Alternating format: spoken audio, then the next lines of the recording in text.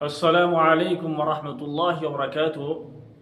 नाज़रीन, आज हम आपको एक मसले की तरफ जो है तवज्जो दिलाने की कोशिश करेंगे। वो ये कि नमाज में तकबीर तहरीमा किस तरह किया जाता है, उसका तरीका क्या है। बहुत सारे लोग जो हैं तकबीर तहरीमा जो है गलत तरीके से करते हैं।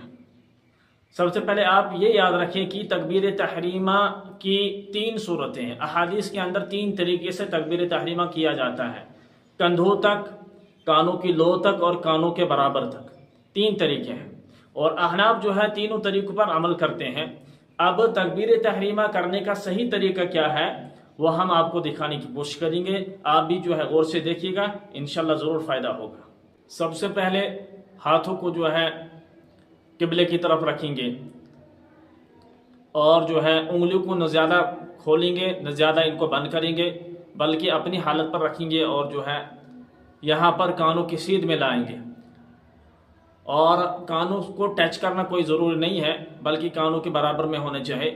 तो इस तरह यहाँ से तकबीर शुरू करेंगे, अल्लाहु अकबर, ये तरीका है। और बाज़ हज़रात अल्लाहु अकबर करते हैं, ये तरीका भी गलत है।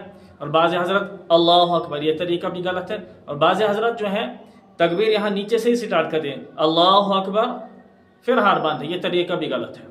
बल्कि सही तरीका है कि हाथों को हम पहले यहाँ ले जाएंगे, इधर से स्टार्ट करेंगे, इधर पहुँचाएंगे कानों की सीध में, फिर करेंगे अल्लाहु अकबर। यही तरीका सही और बेहतर है।